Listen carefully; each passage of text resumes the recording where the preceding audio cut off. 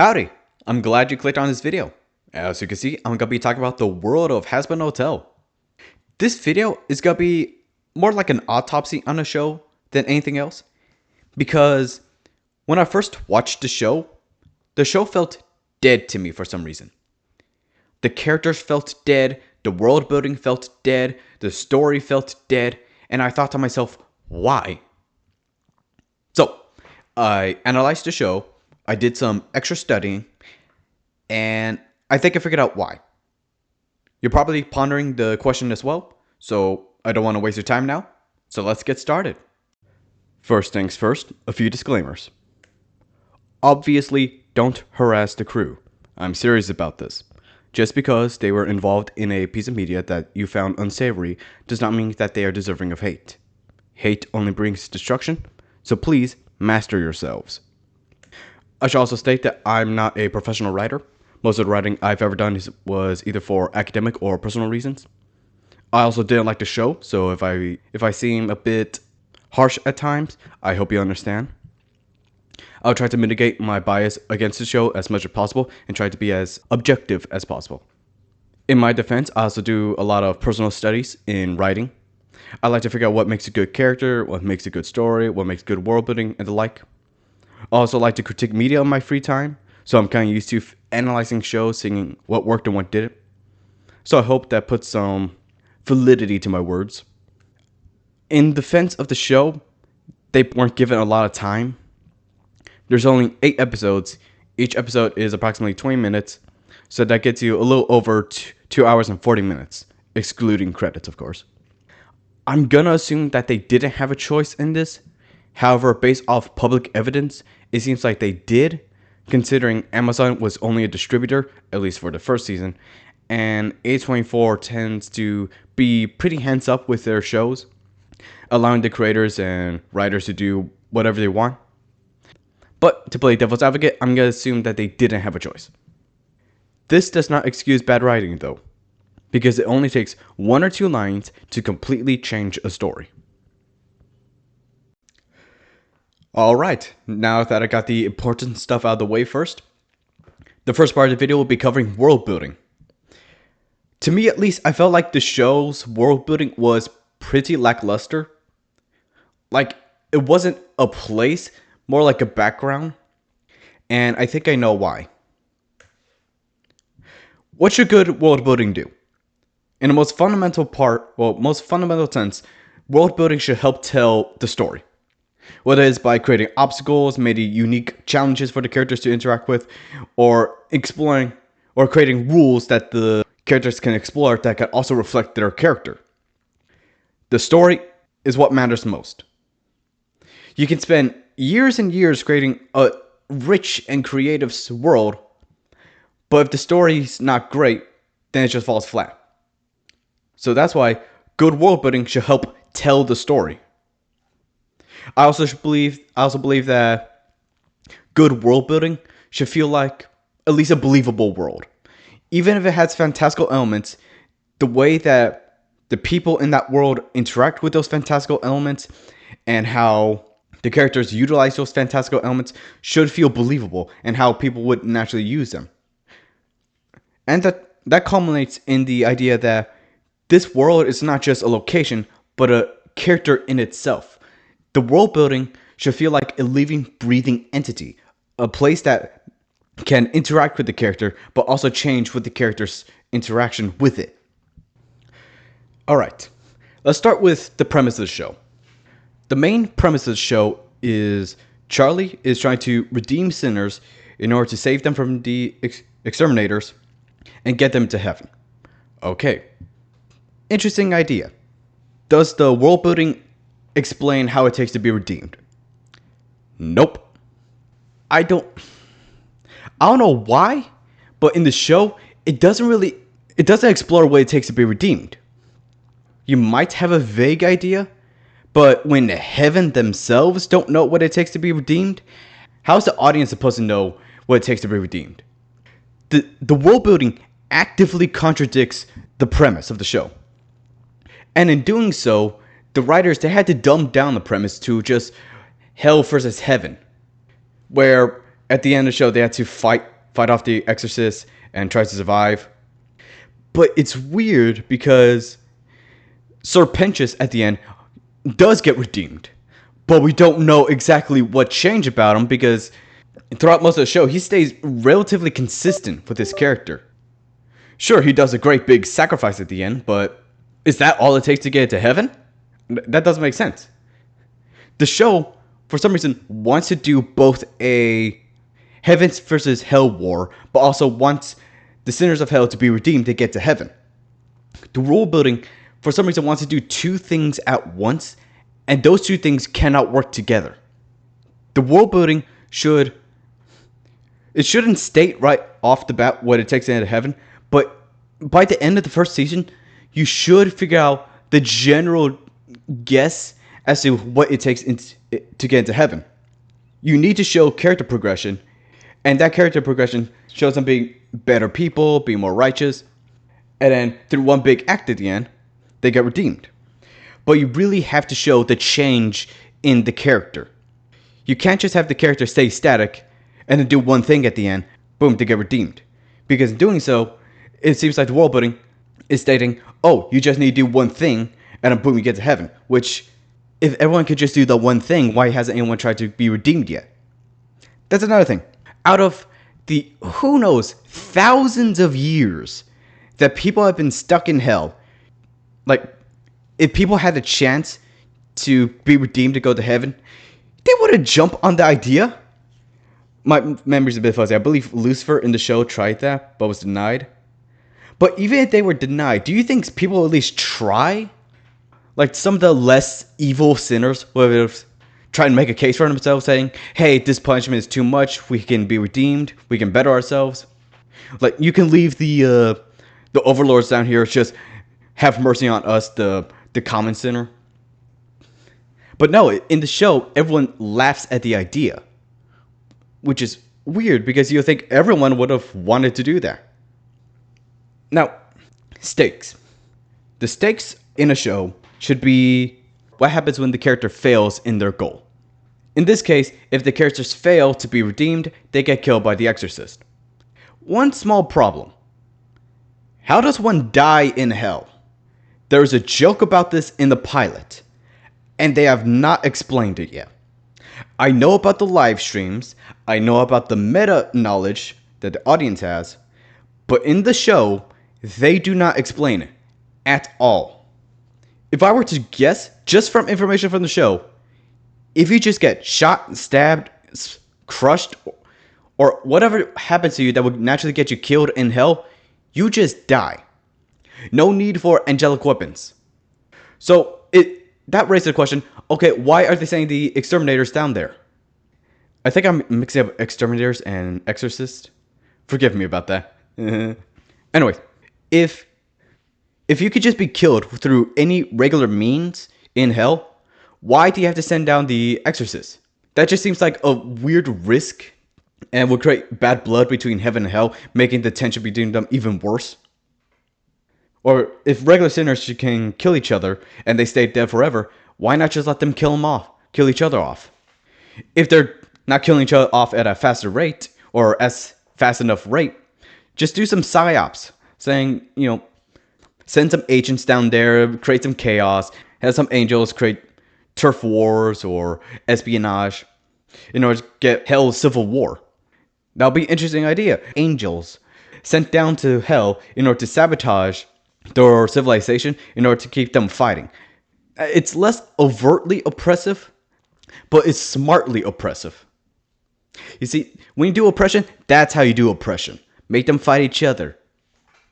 Now, let's say that doesn't work either, and the hellish forces do manage to keep a cohesion. In the show, it's only until Carmilla Carmine kills the exorcist that they discover, oh, angelic weapons can kill angels. Question. Why has anyone tried to do that before? They leave their angelic weapons everywhere. There is an entire business about selling angelic weapons. And you tell me, hasn't tried to kill an angel with their own weapon before? In the who knows how many years?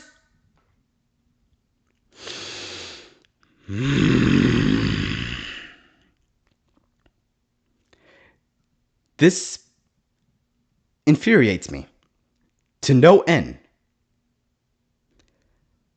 Do forgive my outburst. This is something I'm passionate about. Because there are answers to these questions. But the show never bothers to tell them. Alright, world building and character. What I mean by this is the characters and world building are tied together. When you create a unique world and place your world in hell, hell can introduce interesting roles that characters can fulfill. But in the show, they don't really take opportunity to use the position the characters are in order to create interesting roles for the characters. Let's take Charlie, for example. She is the princess of hell. You may not know that if it wasn't stated. The the way that she behaves, which she's supposed to be a Disney princess in hell. That's a pretty cool idea. But her position as princess of hell, it doesn't really have that big of an effect on the show. Sure, she gets a meeting and her dad helps her out, but throughout the show, it doesn't really solidify that yes, she is a princess, these are her people, she rules over these people and wants the best for these people. It states that she cares about these people, but we never really get to see that. The show just states what these characters are without allowing the world building and the story to show those roles. I mean, what's the point of a princess if she has no crown? What's the point of an overlord if he's not respected? What's the point of being chained up when it's pretty much just a regular job? The position that the characters are, being in hell, does really create unique interactions. I mean, let's say in the show that they do establish that you are immortal in hell. Wouldn't some of the characters try to exploit that? I mean, Angel, for example, he's a drug addict, so using the fact that he's immortal, he can overdose again and again and again and not die. The world building seems like it's a non-factor for the characters, when, as I said previously, the world building and character should be connected in a sense. The world building should influence the characters' decisions. World building should influence their history. And the characters should interact within the bounds of that world building and the world that we see. Now, for the world in general, my general notes for the world building, it just feels like a regular city. This is a city that you see in like an old 80s action movie where, well, not 80s, I think more 90s. Yeah, 90s. Like a 90s action film where, oh, the city's riddled with crime.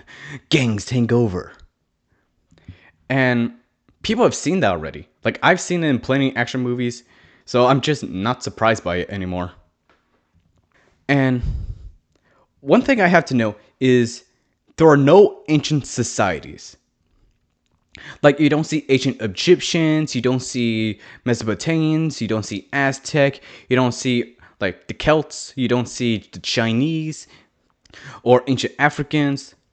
Hell is a place where everyone from around the world goes when they're sinful. So you should be able to see stuff from all over the world. But we don't. And that's a bummer because there's so much stuff in history that you're able to take inspiration from, and the show just doesn't do that. As I stated in the previous slide, the world doesn't allow for unique interactions.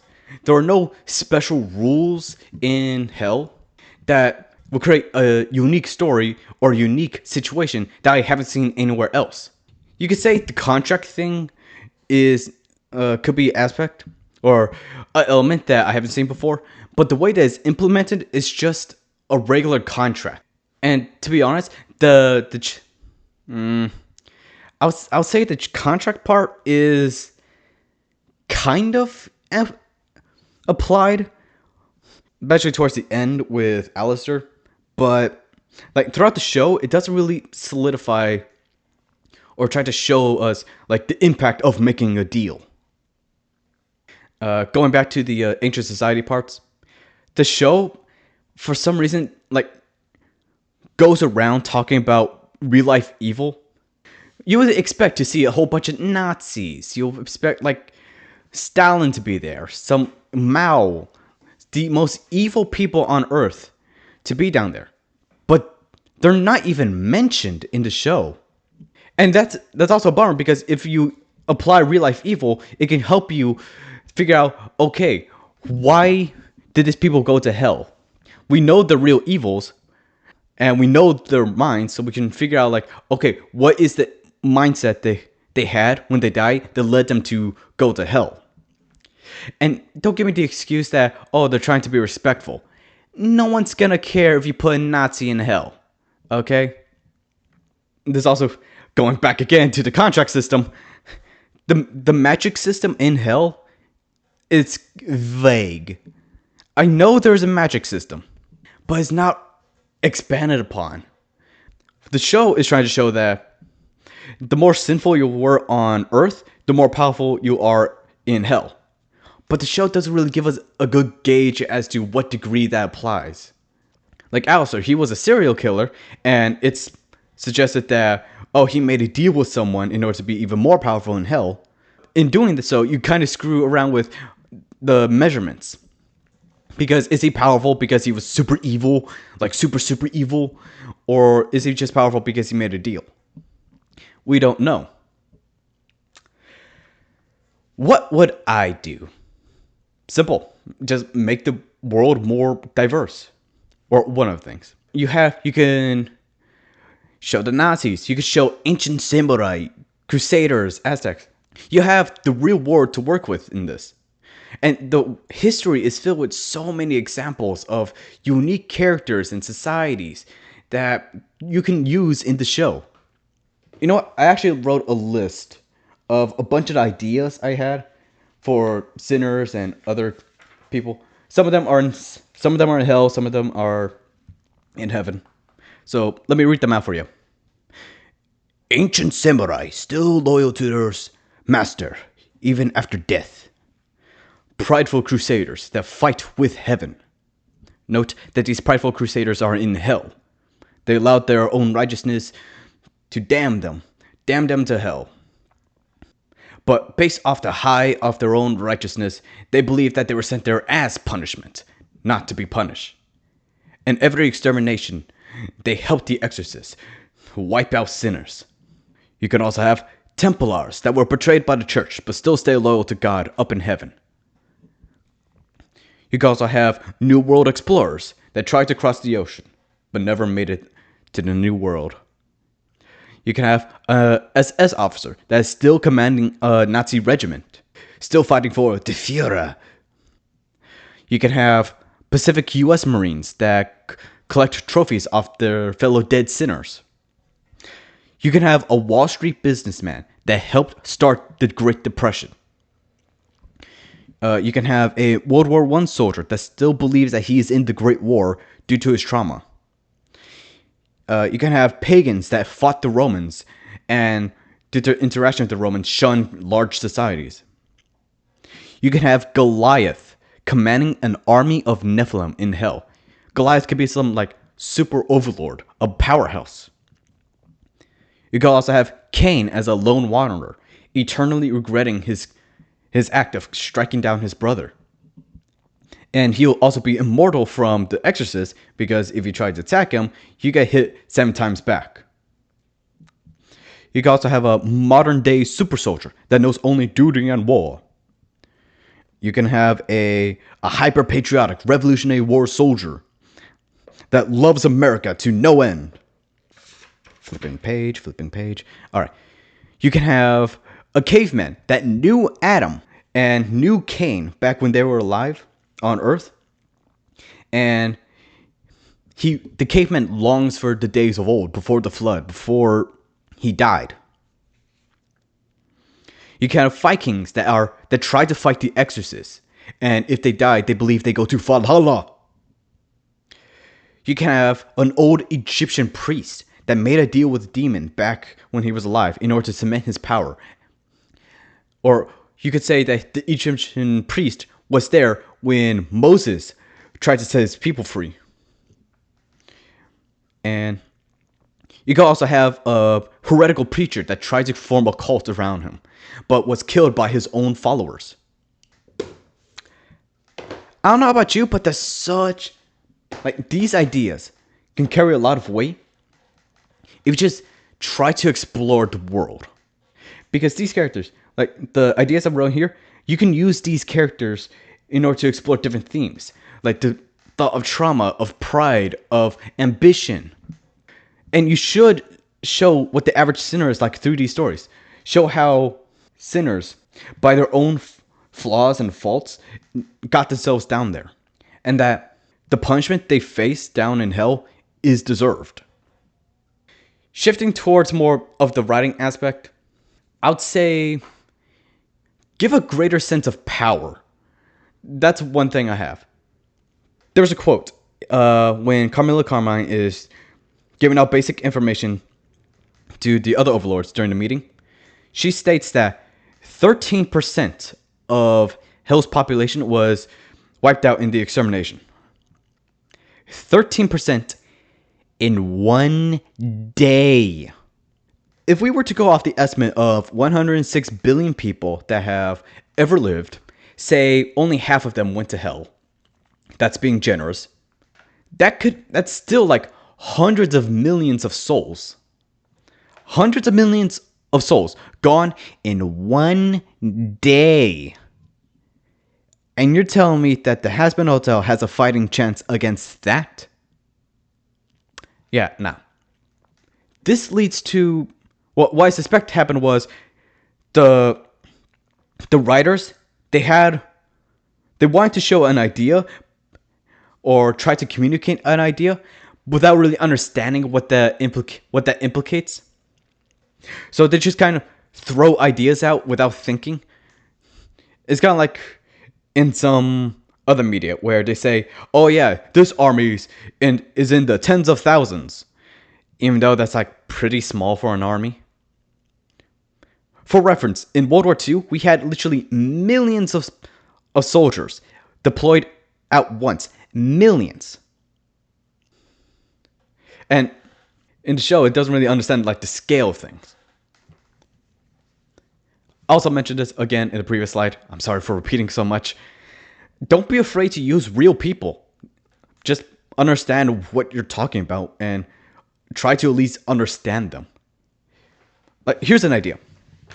Imagine Joan of Arc fighting with the Exorcist once a year in order to cleanse hell. Joan of Arc. That's an interesting idea. To me, that's an interesting idea.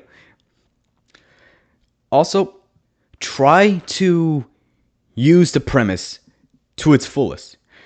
Write the show so that it focuses on the premise and exploit the premise to its greatest ability. The premise, trying to redeem sinners in hell. Do things only trying to redeem sinners can do. Let's say Charlie takes in a sinner that's a super serial killer. Not Alastor, okay? But we know like the scale of what he's done. And try to explore, okay, why does he like killing so much? Why does he want to be redeemed now? You have the opportunity to go in depth into unique ideas and characters through the premise. So use the premise in order to do so. And lastly, have the characters have an impact on the world. When it's discovered that redemption is possible, the world should change according so. There should be a flood of people trying to get redeemed. The world should feel like a living place with a living civilization that can react to all the infinite amount of people that are down there. And when something great happens, such as fighting off the Exorcist, hell should react accordingly. And by doing so, you could show the impact that the characters have on the world. And if you can show the impact the characters have on the world, it would end up feeling like they have an impact on the story. Having made my complaints with the world building evident, let's shift over towards characters. What makes a good character? A character, in its most fundamental sense, is a personality. They are supposed to be a person within the story. If you're telling a complex story, then the character should feel like a complex person. Not all the time, depending on your story, but a character should feel real within the story. They should feel like living, breathing people. Now, in a more meta sense, characters can also be tools for you to explore the story. Characters can hold personality traits that cause them to falter and fall, or show their growth. Maybe the story is about them learning about something, and throughout the story, they do learn about the story. The characters should be like pawns that could be moved in order to help progress the story, because that's what a character is. They're a tool for you to tell a story. And you can also have the characters like encompass the themes of that story. As I mentioned, they can hold personality traits or flaws that leads to their downfall or success. Going to the feeling like real people note that I mentioned, the characters in Hazbin Hotel feel one note. Sure, they're given a lot of random traits that makes them appear more interesting than they actually are. But at the end of the day, they're just archetypes. These three here that I have on screen, I feel like are pretty good examples, though I could have replaced Alastor with Angel Dust because Angel Dust is pretty bad too. Enough about Enough about me rambling. Why do I feel like they're flat? One, there's not really a substantial motive for any of their characters. Sure, Charlie wants to help her people not to be killed. But why? Every time Charlie ever goes out and meets with a regular sinner, they're mean to her. They're cruel to her. So we as an audience don't really understand what's the point of saving them. Similar thing with Adam. His reason for going on the extermination is that he just likes it. He just likes it. He thinks it's fun. Which, while enjoying something may not be inherently a bad motive, when it's Adam, the first man, going down to hell to kill his children, you're gonna need a better explanation than that. Similar thing with Alastor. We can kind of get the notion that he wants to influence Charlie so that he can break out of his contract. Who is that contract with, though? We don't know. How powerful are they? We can suspect that they're pretty powerful, but we don't know how powerful they are. And going back on the idea of them just being archetypes, characters just have one beat to them, and then they repeat it over and over again. Adam, he's just some frat boy who likes to party and, get in with the ladies. And that's about it. Like, we don't see any other side to him. Do we see him have a softer side to his fellow exterminators? Do we see him, contemplate the ramifications of redemption and the fact that he may have killed all his kids for no reason? We don't. Similar thing with Charlie. She is just the princess, the Disney princess in hell.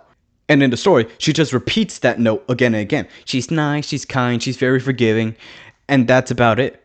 Sure, you see her get mad once or twice, but her character remains the exact same. And when characters do progress, let's say Angel Dust, that progression doesn't feel natural because for half the show, he is just sex joke, sex joke, sex joke, sex joke. And then all of a sudden, boom, he's rushing through a progression. So it just feels like going from one archetype to another. It's such a pace that causes whiplash. Now, in defense of the show, I get the time.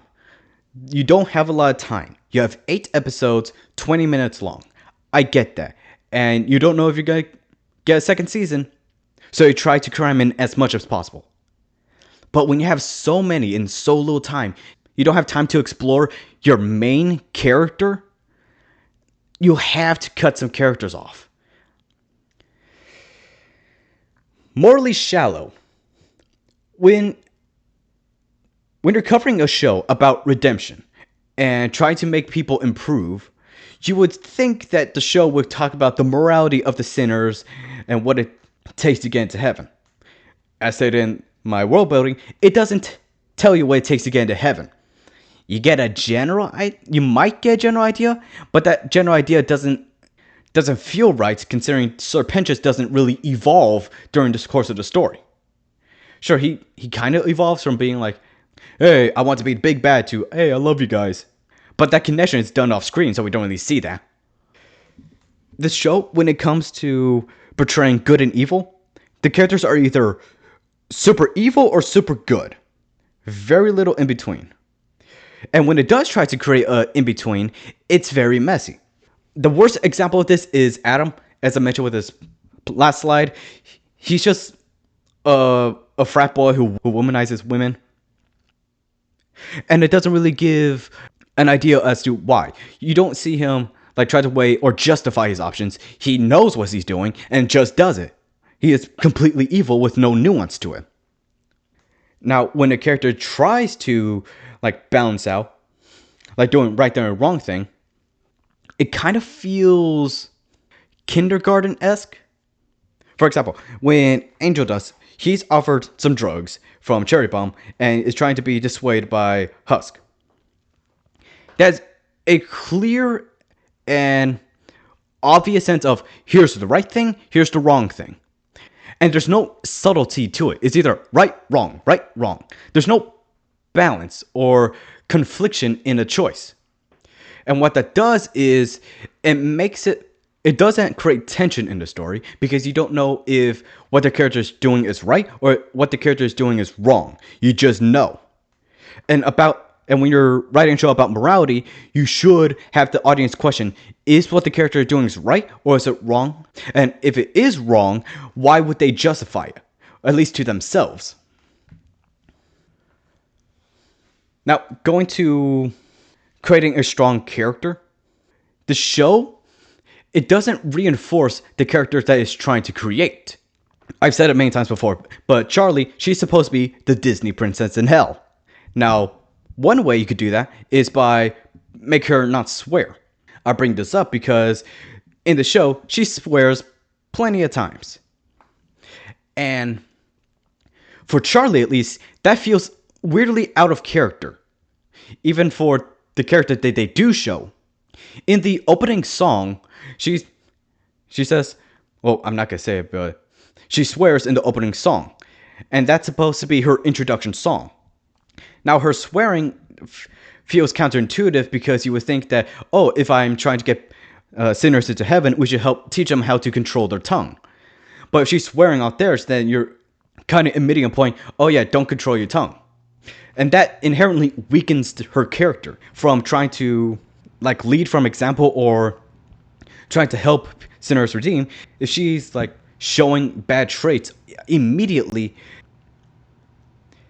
And man, there's this one horrible scene in I forgot which episode, but it's when Husk like calls out all the characters, and the way that he calls them out on their personality traits feels so weird because it's just a way of stating the character without showing the character.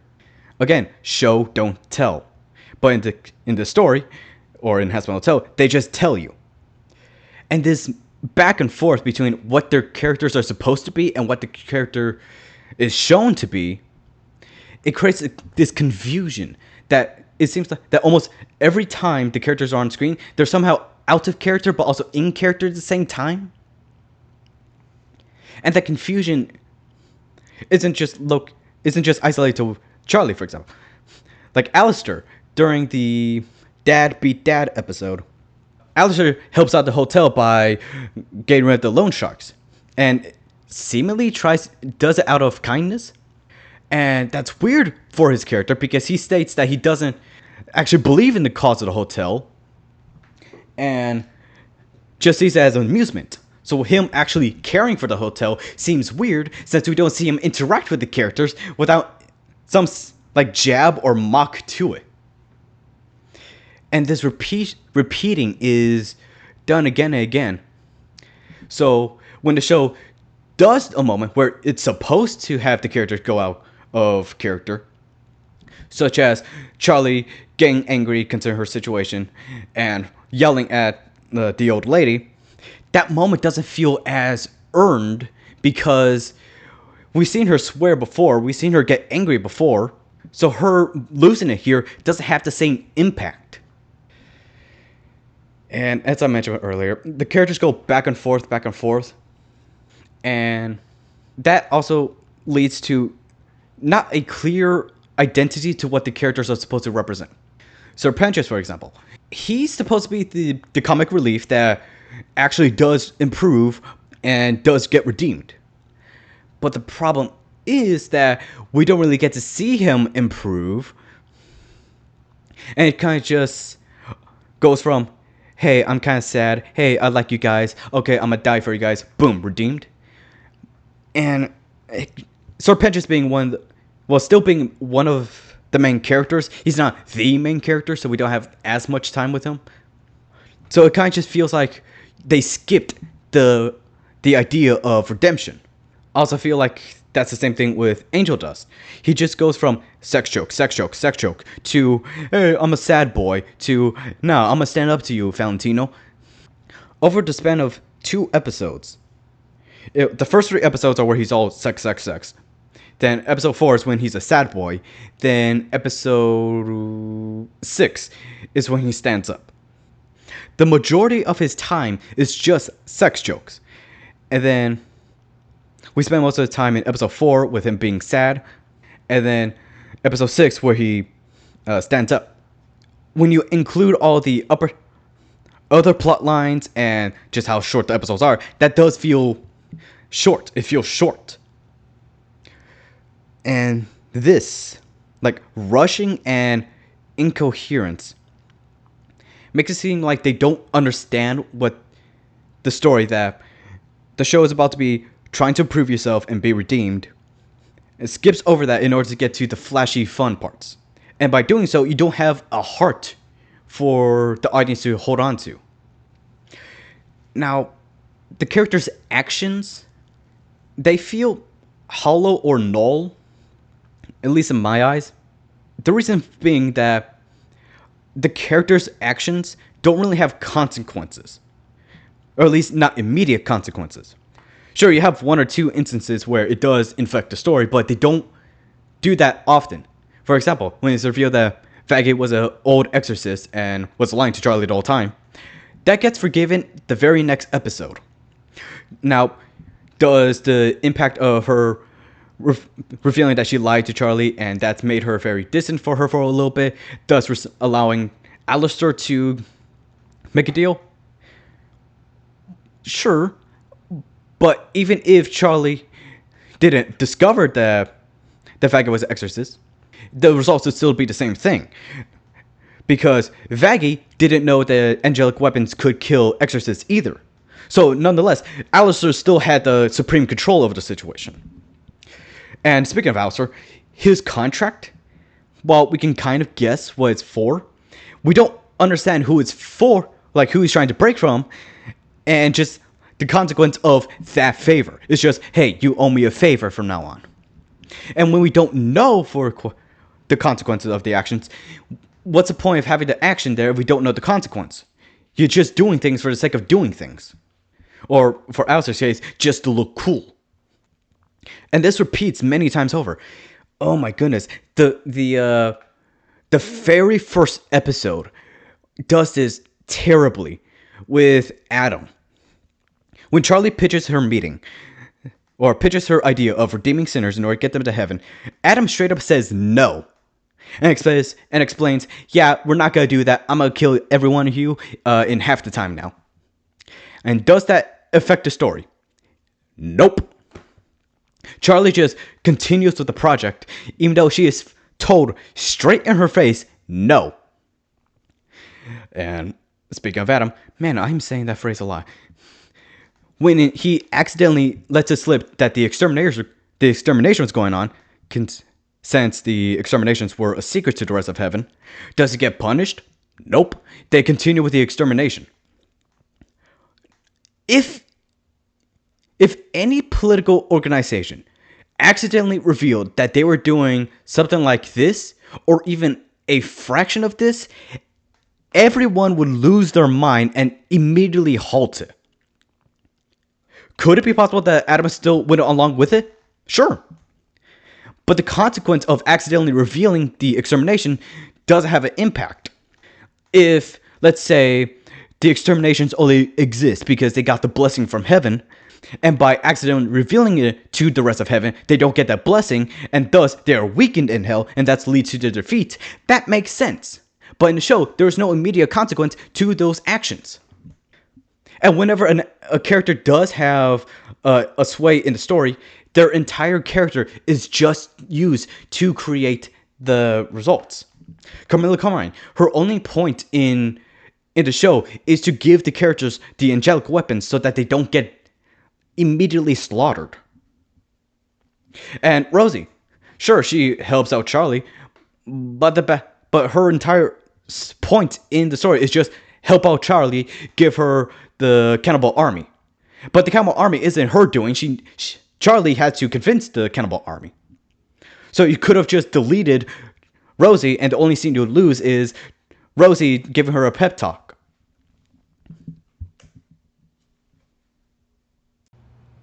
Having made my complaints with the characters in general evident to you guys, I want to do a few case studies on some of the popular characters.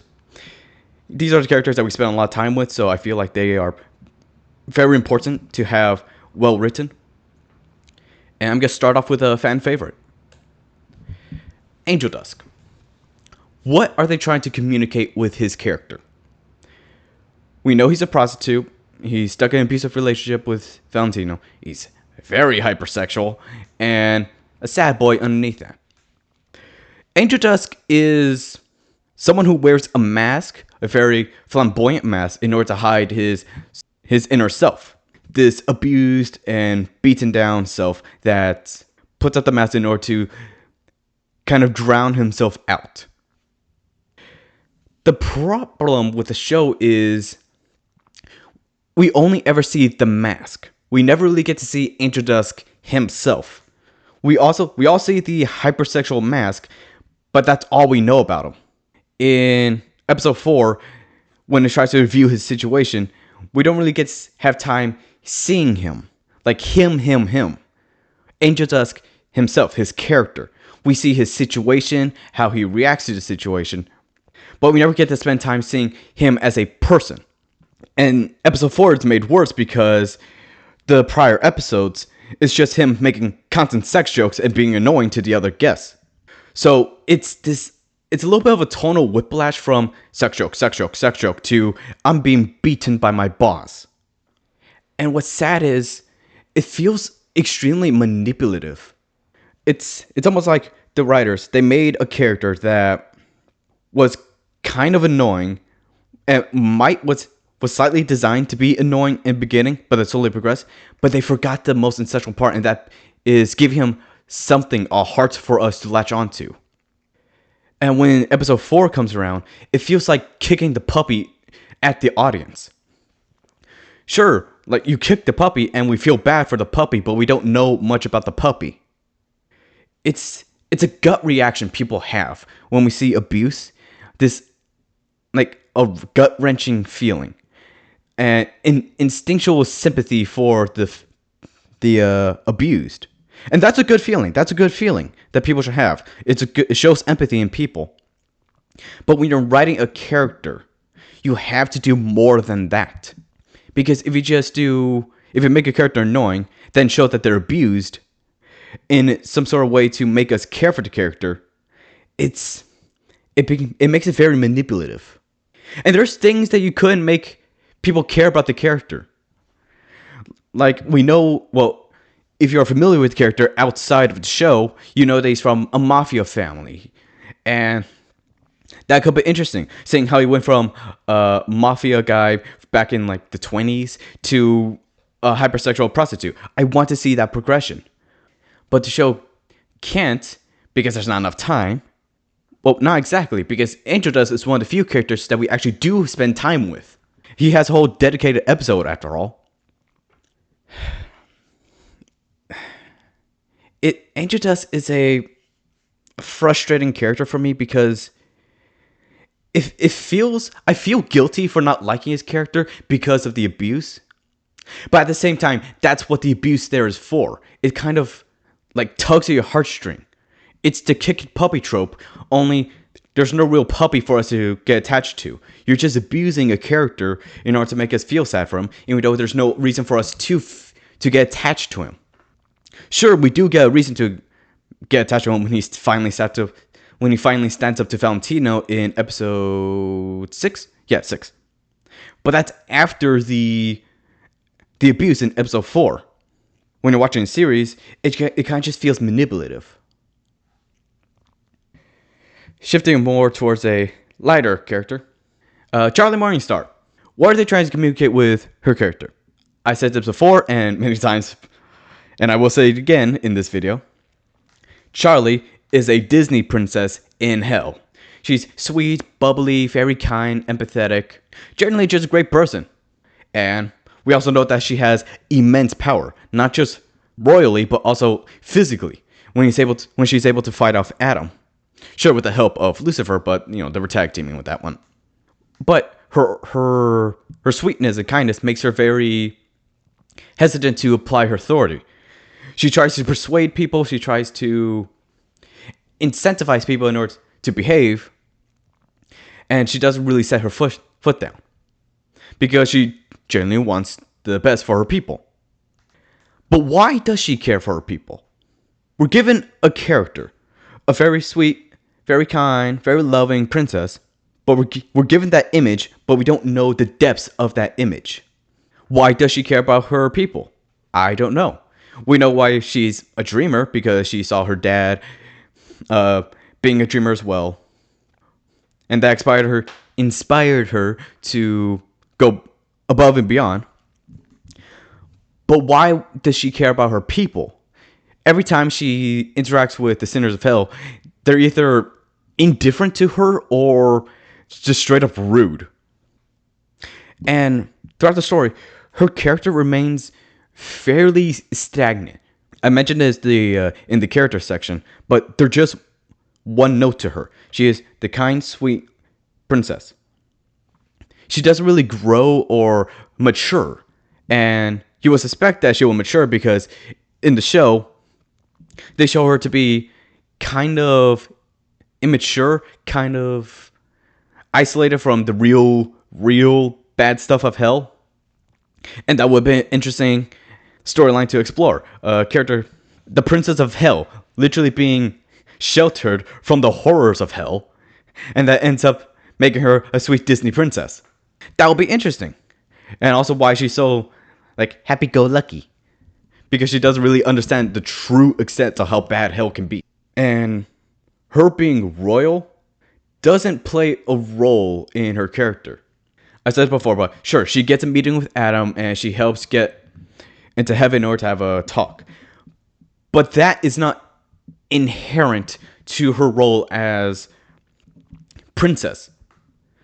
You're able to switch things up a little bit if you wanted to, and have her not be a princess. Let's say she's an overlord. Functionally, the story would remain the same. Sure, dad beat dad would still be, you'll probably have to rewrite that, but the rest of the story still works. And my final verdict with her character is that it's like she's in a vacuum where she reacts with herself, does things that she is supposed to do, but doesn't really interact with the other characters. We don't see how her kindness and empathy manage to sway the sinners. Besides, Sir Pentious. But he wasn't really that bad. This is what makes the character so frustrating, because throughout the entirety of the show, they are either non-reactive or don't reinforce their own character. But then there's one or two scenes that do, which shows that, okay, they at least understand the basics of the character, but then they don't continue it. And I feel like Charlie's the worst case of this, because we have an idea of what she's supposed to be, but they don't really reinforce it in the show. Alastor, yikes. Alright, Alastor. Who is he supposed to be? He's a very powerful overlord. He's this manipulative trickster who's, despite his pride and power, is chained to someone far greater than him. And perhaps under all that glitz and glamour and showboating, he might have a soft spot, despite his supersized ego. But is he, though? We don't really get the sense that he's a super powerful overlord, because when he goes to the overlord meeting, none of the other overlords really respect him. He's been gone for 7 years before the start of the story, and then he just suddenly shows up.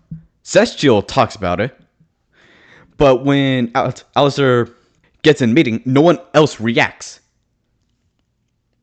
Now, you could make an argument with Fox when Fox freaks out and tries to start, "Hey, I'm the big boss now." And then Alastor shuts him down. But that ends up resulting in the same problem as Charlie, where you have one scene that communicates one thing, and then another scene that communicates another. It's contradictory information. Now, the reason why he's at the Hazbin Hotel was because he is essentially a Patreon to help support and fund the Hazbin Hotel. But in the show, they don't really show what he does there. Sure, he fights off the loan sharks and helps the Hazbin Hotel fight off Adam, but throughout the rest of the show, he doesn't really do much. I mean, there's one time where he made some voodoo shadow puppets to fix a wall, but he's either going about doing other things or doing stuff that is not tied to the Hazbin Hotel. The war with Heaven plot, that's not tied to the Hazbin Hotel. That's just him helping out Charlie in order to not die.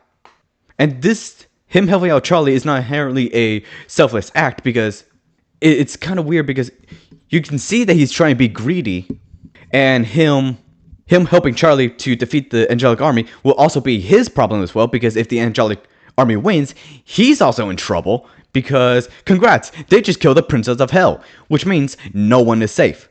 And him being evil, they try to hype him up by being this super evil guy that you can't trust. But most of the evil stuff we don't even see. We're told about this evil stuff, but we never get to see it. When you tell someone about their evil stuff that they've committed, it's not as impactful as if you saw it. If there was a scene where they showed Alastor, like a flashback scene where they show Alastor ripping and tearing the old overlords, and not the Mimsy one. I know in the Mimsy one, that's kind of like a quick synopsis of his character, but I want a full dedicated scene to that. Not just little notes and here's and allusions to what he did to them. When you're trying to make a character seem evil, make them look evil. Like, if in the flashback scene that I'm imagining right now, he finds an overlord that was slightly annoying to him, have him stalk down the overlord, capture him, and torture him until he can only scream for all eternity. Because the evil that we do get in the show, it doesn't work. And he's very bad when it comes to trying to select an identity for his character. Is he supposed to be some evil mastermind? Is he supposed to be this serial killer that's just there for fun? Is he actually sympathetic towards the Hazbin Hotel? We don't know, because it's constantly bouncing around, sometimes in the same episode. And the mastermind plot. He has this vague greater plan. We can suspect what the greater plan is. He wants Charlie to help him break free. But in doing so, will he gain more power? I would suspect he actually loses power, because whatever entity that he's tied to is possibly giving him most of the power. So by disconnecting it, he's probably going to lose power. So we don't feel a threat through that, because if he does break free, he's going to be even weaker. And this vague greater plan, I've been saying it so much, it's vague. we don't have a solid idea as to what he's doing it for. It's just this mystery box that is being dragged along, and the writers expect us to keep on following it. And then one day they'll show it. I know Angel Dust was one of my more frustrating characters, but Alastor is confusing. Angel Dust is frustrating. Alastor is confusing because they don't have a plan for him. They have ideas and want to do it all at once without creating a greater image. You can't make contradictory traits in a character. You can have him be a serial killer but also be empathetic. But those contradictory parts need to come together in order to create a greater image. And that greater image won't work if those contradictory traits don't fit together to create the larger image.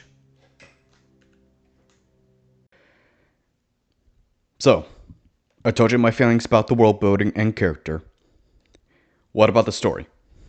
The story fails a lot with the tell not show mistake that a lot of writers make when they have to communicate a lot of information with exposition dumps, characters stating information that they should already know, and having to explain what's going on in order to make sure the audience doesn't get lost.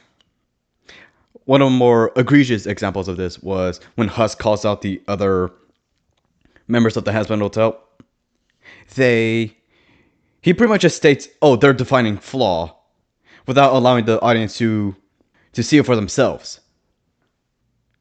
And sometimes this insistence to tell and not show really contradicts what is shown. For example, during Dad Beat Dad, when Charlie's saying that Alastor at least cares about the Hazbin Hotel, nothing before that ever shown that. He's only ever either tolerated or found it amusing. So when Charlie states that, her words fall flat because we're shown something else. The story doesn't have a consistent narrative. It constantly goes back from idea to idea, plot line, and doesn't have a good focus on the characters or story.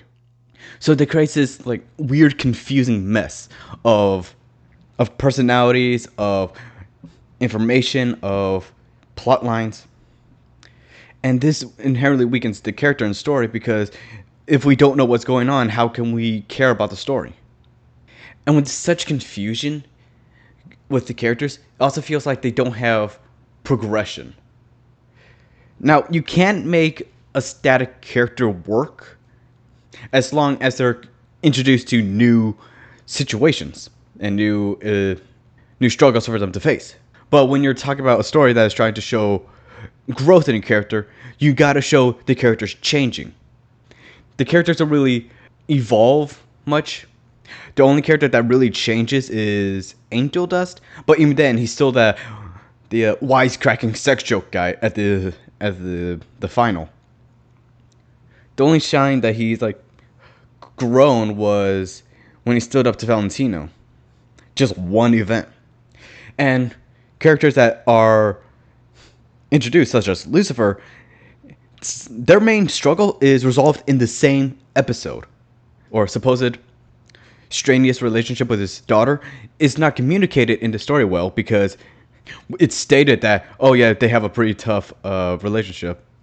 But then the moment Lucifer gets a call from Charlie, he goes straight there to the Hazbin Hotel to help her out, while also trying to gently put her down with the idea of redemption. But his resistance to helping out Charlie is removed by the end of the episode. So we don't really get to see the progression of a character because, remember, each episode is 20 minutes long. And without character progression, it just feels static.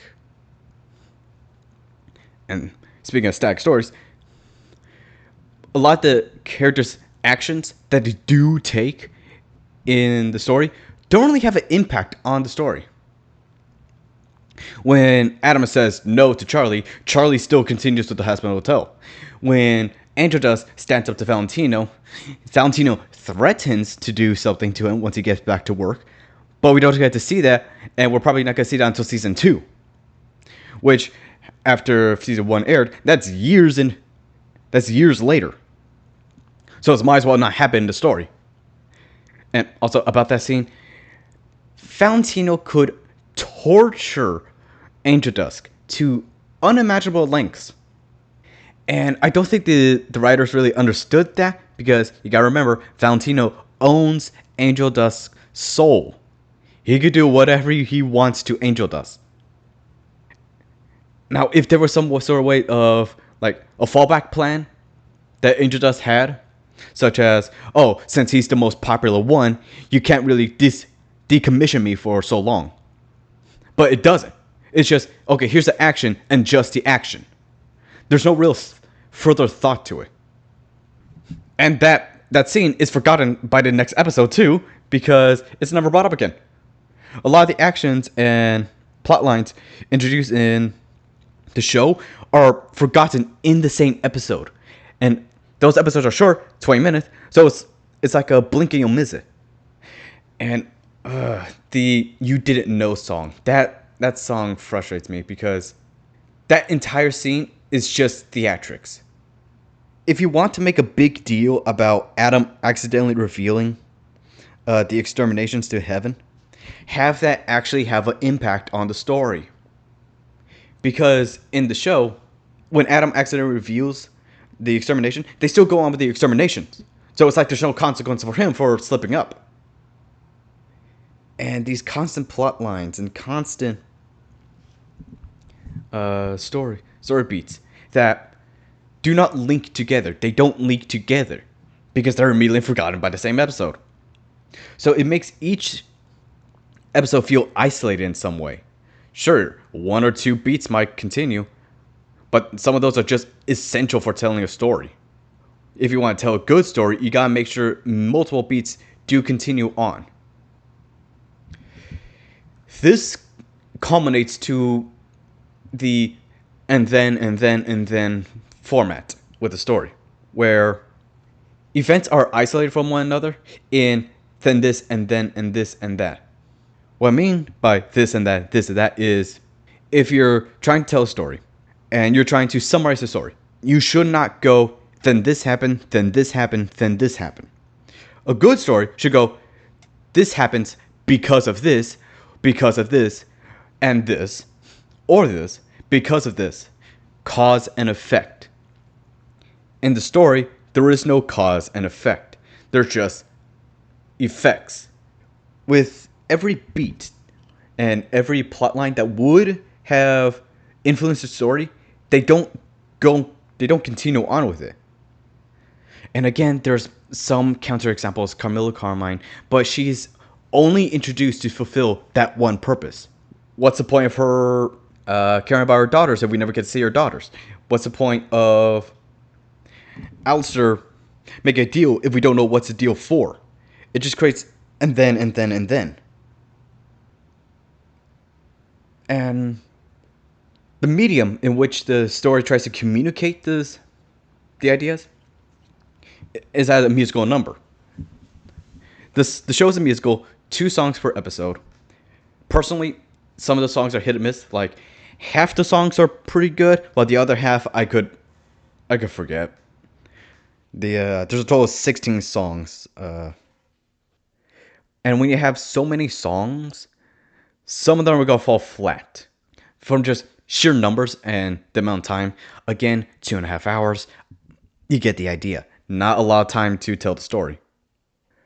But when you do have a musical number that is designed to actually communicate good information, the song either could just been cut and they could just told the story like a regular any other story, or the song drags on way too long in order to have this like flashy musical note. You see, with musicals, the reason they have song is to showcase a strong emotion. You don't use a song for any other, like some regular old moment in a story, like a character getting coffee, unless it's some sort of introduction song where they're showing the case of the world. A musical number should be used in order to exaggerate the moment, to amplify the moment and show that, hey, this is a special moment. And again, sometimes this works, other times it doesn't. With the insistence of having 2 songs per episode, it makes the musical numbers weaken because it's just how many there are. Some of the bad examples. There's the Respectless song from the Hell Overlord meeting. The Happy Day in Hell song that I didn't feel like didn't work out well. I can see where they're going with that one, but it just personally didn't work with me. It starts with Sorry. Oh my goodness. It starts with Sorry song. Not a lot of people talk about that one. So my analysis of the songs, it feels like they're more there to discombobulate you. They're constant flashy songs, flashy notes that will grab your attention, but also scramble your brain for everything that just came before. So you don't have time to think, hey, that doesn't make sense. Hey, this doesn't make sense. Hey, what the character doesn't feel in character for them. That kind of stuff. And with 2 of them every episode, it feels like boom, boom, boom, boom. You don't have time to think. So, what would I have done? Well, with a relatively short story, you should focus on one thing. You had that option, that being the killed angel and the mystery of how they died. That could have been a good focus. While Charlie and the gang are trying to figure out how to be redeemed, you can have that in the background and a constant thought. Like, hey, if this doesn't work, the redemption plot doesn't work, we can always fall back to that. Also, cut the amount of characters in half or demote some of them to secondary characters. There's just simply too many of them. And that ends up weakening the characters that you do put time in, because the amount of time you do have on them is reduced since you have to spend time on the other characters. Also, give immediate consequences. When a character does something, it should have consequences in that episode. And should change what the characters do from then on. Don't just allude to consequences. Yeah, don't have the characters do something and then allude to consequences later. Show the consequences now. Because if the consequences are shown or are promised later, it might as well not have happened in the first place. And lastly, figure out what your characters are. Sit down, figure out what your characters are supposed to be, or who they're supposed to be. Find the complexity in them, and then spend your time telling that complexity. Bonus chapter, designs. Personally, I don't really have any gripes with the character designs in the show. However, since there's a lot of people online that do, I think it's probably best if I try to give them a good looking. So, what makes a good character design? Generally, character design should communicate who the character is. If you want to create a character that's the strong guy in the group, you probably make him bigger than the other guys. Give him a large, bulky figure. If you want to make the guy look like the smart guy, you probably make him a little smaller than the others, a little skinnier, give him some glasses, and maybe a utility belt with various gadgets and gizmos. Continue this again and again, and you'll probably get a character that you'll probably tell a lot of who they are just by what they look like. And it doesn't have to be isolated to just one character. You can also use this for groups. Let's say you have a team. You can give them either a logo on each of them that it signifies, hey, we're part of the group, or have them have a color scheme. But at the end of the day, the designs should help tell the story of who these characters are. For example, let's say a good Castaway. Castaway is a good example. During the very start of Castaway, the main guy, he's wearing regular civilian clothing. He still looks civilized in the beginning. But after the time jump, he is not doing well. He lost pretty much all his clothing besides the essentials for, rating reasons. He has a long beard, raggedy hair. Not only does that show progression, but also shows his character, someone who managed to survive despite the odds. Or a big problem that I hear a lot of people complain about is that all the character designs are the same. And I kind of have to agree with them for the main cast. You got some background characters that look unique, but they're just background characters. When you're designing your main cast, these are the ones you gotta focus on. You gotta figure out how to communicate their designs. You can have background characters just be copy and paste because they're background characters. But it's these guys, the main gang that you're gonna have to spend most of your time with, they're the ones you gotta figure out. And the designs, it's the same thing for most of the cast. You got the wide shoulders, small waist, like twink-esque. And it's again and again and again without making substantial differences. Sure, okay, Angel Dusk, he has 4 arms, and he can spread out 2 more, but he usually has just 4 arms out. Tell me, does he look like a spider? If I were to introduce someone who has never seen the show that, hey, this guy's a spider, they probably wouldn't believe me. And besides his hairdo and 4 arms, there's not really much difference to him to the rest of the cast. I'll probably have to say the same thing to Alastor and Lucifer. They have pretty similar designs. Just have Lucifer get a little makeover, change his hair, get rid of hair, and boom, you probably wouldn't be able to tell the two apart. And there's no obvious reason as to why they're rhyming. I once heard a theory state that the reason why so many people in hell wear the suit and bow tie is because Lucifer wears a suit and bow tie, and they want to imitate his power. But that doesn't really make sense because, one, Valentino, he's wearing that party seedy looking pimp cloth, and Angel Dusk, he's not actively trying to show off power. In fact, he's trying to be the stereotypical like prostitute. That's the character he's trying to put up. So why would he want to put a suit and bow tie on when he's trying to do the opposite of what Lucifer is?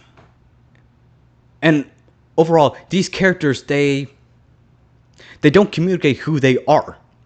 Charlie, looking at her design, if I were to show someone who has never seen the show this character design, would you figure out that she is the princess of hell? Probably not.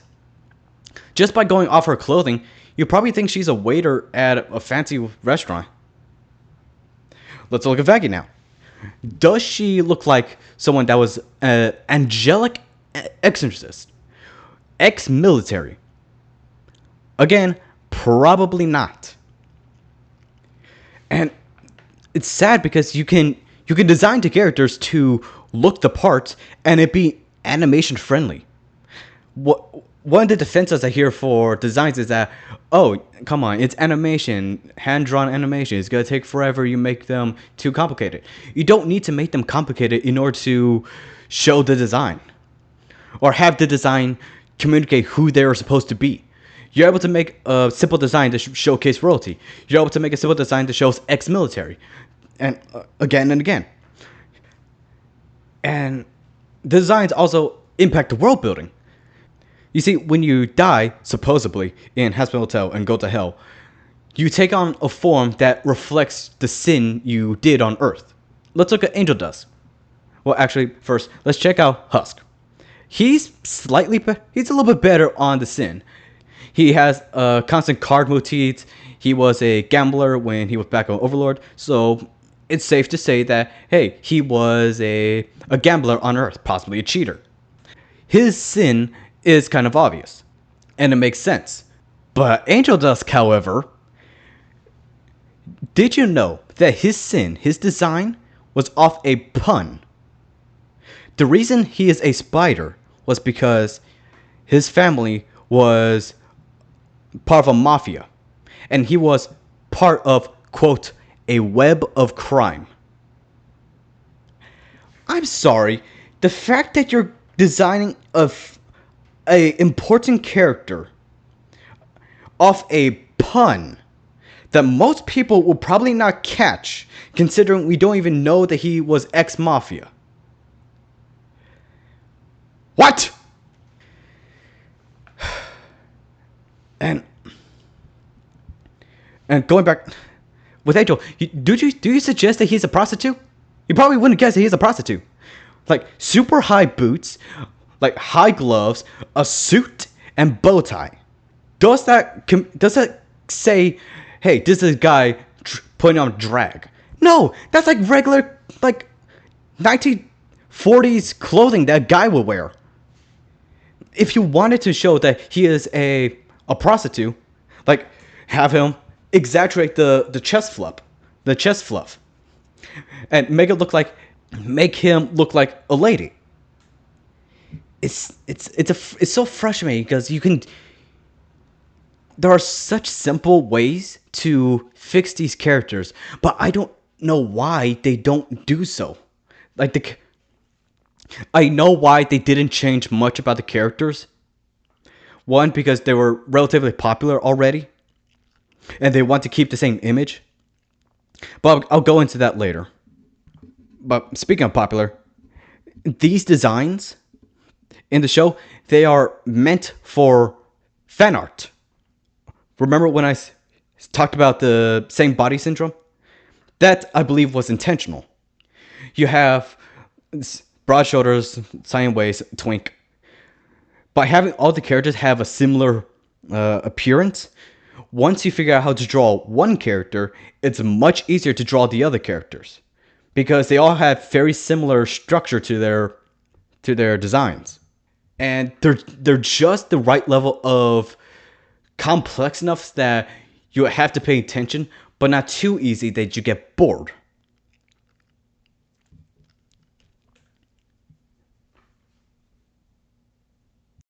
All right, now that I've gone into the different parts of the show in detail, what do I think is just the core problem with the show?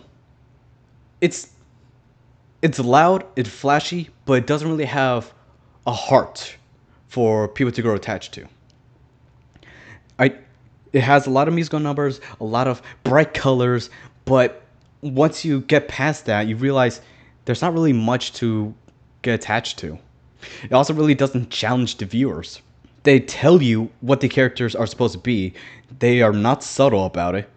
They they bash over your head a lot of times. And when you have so many characters, it kind of you kind of have to do so.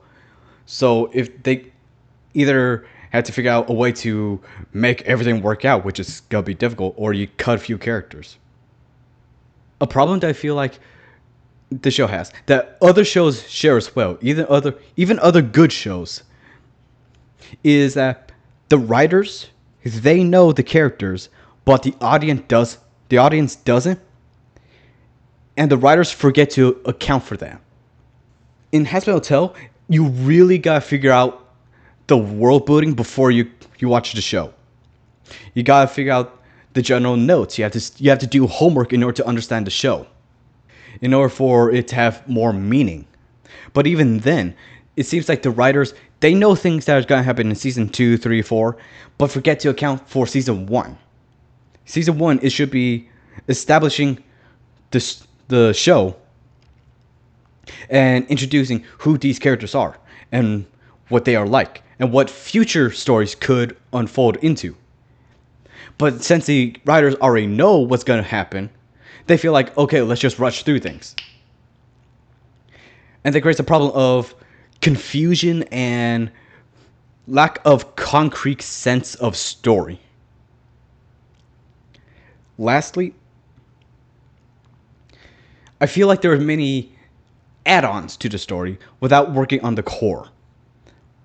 What I mean by that is they spend so much time world building, so much time working on secondary characters, so much time looking at doing this, that, without looking at the script and main characters and working on those. I said this way back in the world building section of this video, but it doesn't matter how rich this world is, how many different plot lines you figured out, how many different backstories for all the individual residents of the world are. If the main story in which you use to explore that world is not good, that world building is not gonna matter. And I said this at the beginning, don't harass anyone. Don't harass the fans just because they like the show. If you happen to like the show, good on you. Seriously, good on you. And if you see someone else that likes the show, don't bother them. Seriously, they managed to find joy in something that others didn't enjoy. And this is just entirely focused on the writing in the story. You see, due to how strong the fan base is, you have to accommodate for fans' expectation and interaction with the story. And between the pilot back in 2019 and the premiere of the show in 2024, they've realized that due to how strong fan activity is, the fans can pick up the heavy lifting. You don't really need to do much work on explaining the world building. You don't need to do much effort in explaining the characters when the fans already know it from having watched the podcast, the live streams, etc. And you don't really need to have actually good content when the fans, they can create their own content through fan arts, fan animatics, comics, etc. That's where a lot of joy that the fans get their entertainment from. A lot of fans, they look at fan art, they look at the interactions with one another and find joy in that. But sadly, the writers, they understood that, hey, the fans, they're gonna do most of the heavy lifting. We don't really need to do much. We just gotta make pretty lights. We just gotta make pretty colors, make pretty music, and the fans would do the rest. And this creates this show that is so broad in what it's trying to say that the fans, they could just pick and choose whatever they find entertaining and stick with that.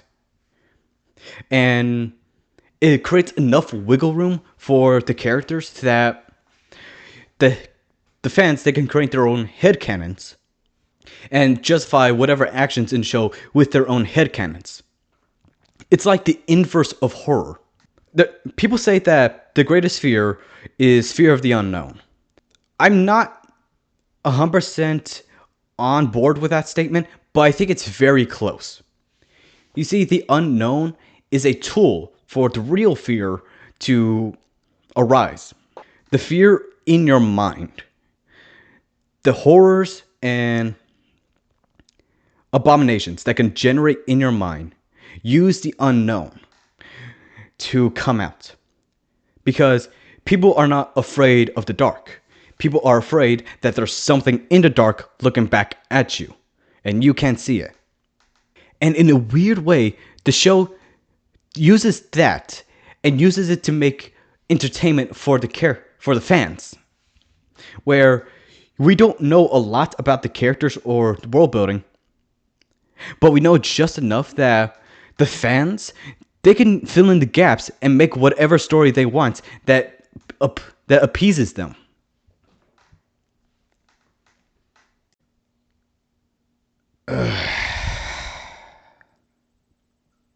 I'm sorry for the length of this video. I just had so much I want to talk about. You know, it's kind of sad that this was what inspired so many. There was this dream that anyone can make it big if you just were skilled enough and knew how to play your cards right. And this show was that dream. And by following that dream, we ended up getting this. It's just sad because there's so much you could do with this premise and this world that is created, but they don't follow up with it.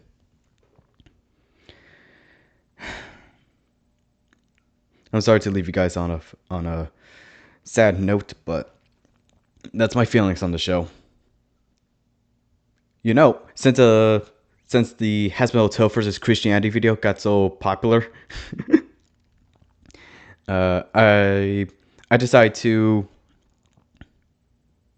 decided to change the requirements for the Hell of a Boss versus Christianity. Earlier, I stated that I'll only do Hell of a Boss if I get 333,000 views and 10K subscribers by October 1st. I'm gonna drop the viewer count and just do likes. If the Hasbin Hotel versus Christianity video reaches 20,000 likes and I get to 10,000 subscribers by October 1st, I'll do Hell of a Boss versus Christianity. Now, I'm still going to be uploading videos after I'm done with these three Hasbin Hotel videos. So expect more to come, even if you don't reach the goal. So I hope to see you soon. Anyways, now, may God be with you.